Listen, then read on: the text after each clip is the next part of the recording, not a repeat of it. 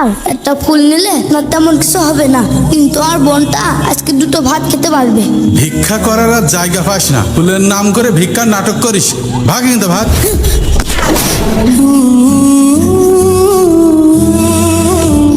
Sir sir একটু দাঁড়ান, একটি ফুল নিন, মাত্র 10 টাকা।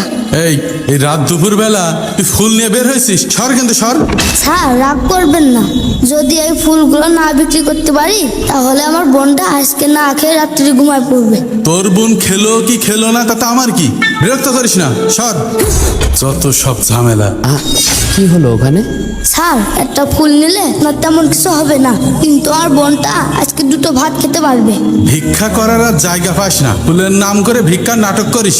ভাগ কিন্তু ভাগ।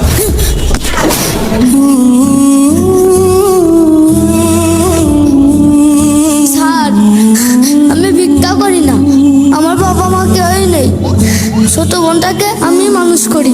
তোর এত কথা শোনার সময় আমার নেই, বললাম তো সর, তা না হলে কিন্তু ঘাড় ধাক্কা দিয়ে বের করে দেবো।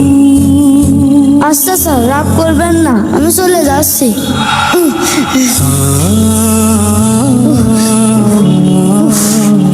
যত সব আমার রেস্টুরেন্টের সামনে এসে।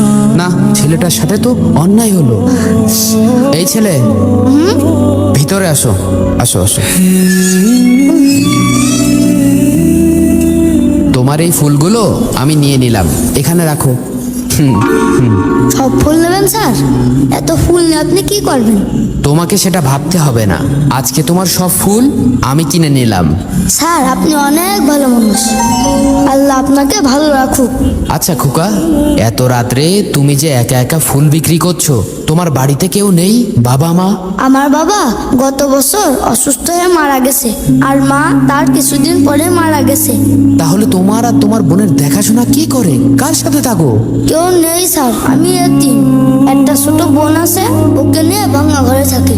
মা মারা যাওয়ার আগে কইলো, তো ছোট বোনটাকে একটু দেখে রাখিস, তাই যত কষ্টই হোক ওকে আমি না খেয়ে রাখিনি। তার মানে এই বয়সে তুমি তোমার বোনের বাবা, তুমি তার মা, তোমার এত বড় দায়িত্ব? আরে তুমি কাঁদছো কেন খোকা? আজ থেকে তোমার আর কোনো টেনশন নেই, তোমার সব দায়িত্ব আমার। তুমি আগে কান্না থামাও। লোকটি ছোট্ট ফুলওয়ালা ছেলেটাকে নিয়ে রেস্টুরেন্ট থেকে বেরিয়ে গেল। কিন্তু কোথায় গেল?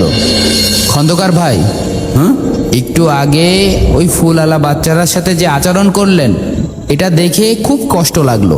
আরে ভাই রাখেন তো, এইসব রাস্তার ছেলে ফেলে 2 টাকার জন্য নাটক করে, এদেরকে আমি চিনি না মনে করছি?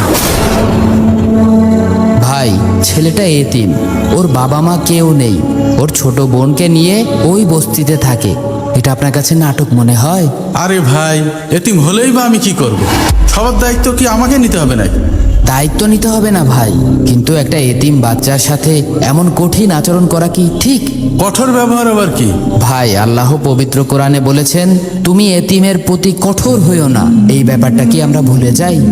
মানে? এতিমের মাথায় হাত রাখলে আল্লাহ খুশি হন, আর তার সাথে খারাপ আচরণ করলে আল্লাহ কষ্ট পান। আমি তো এভাবে কখনো ভেবে দেখিনি। আকিব ভাই, আপনি আমাকে বড় উপকার করলেন, আমার চোখ খুলে দিলেন। আমাদের নবীজিও তো ছোটবেলায় এতিম ছিলেন। তিনি বলেছেন যে এতিমের দায়িত্ব নিবে, আমি আর সে জান্নাতে পাশাপাশি থাকবো। এই খোকা, এদিকে আসো, ফুলটা আমার কাছে দাও। একটু আগে তোমার সাথে আমি খুব খারাপ আচরণ করেছি, তুমি আমাকে মাফ করে দাও। না স্যার, আপনি কেন মাপ চাবেন? আপনি তো বড় মানুষ। আমি একজন বড় মানুষ হয়ে সব থেকে ছোট কাজটা করেছি, একজন এতিম ছেলেকে অপমান করেছি, গায়ে ধাক্কা দিয়েছি। দেখো খোকা, আজ থেকে তোমার আর কোনো টেনশন নেই, তোমার আর তোমার বোনের দায়িত্ব আমরা নেব। আল্লাহ আপনাকে ভালো রাখুক। আজ অনেকদিন পরে মনে হইলো আমারও কেউ আছে। আমার এত টাকা পয়সা, এত ধন দৌলত, অথচ একটা এতিমের দিকে কোনোদিন মায়ের চোখে তাকায়নি। আজ নিজের প্রতি নিজের অনেক ঘৃণা হচ্ছে। ভুল তো মানুষই করে, যে ভুল থেকে শিক্ষা নিয়ে ফিরে আসে সেই তো প্রকৃত মানুষ, আর আল্লাহ তাকেই ভালোবাসেন। ভাই, আজ থেকে এই এলাকার কোনো এতিম, কোনো অসহায় মানুষ না খেয়ে থাকবে না, এটা আমার ওয়াদা। আয় বাবা, আমার বুকে আয়।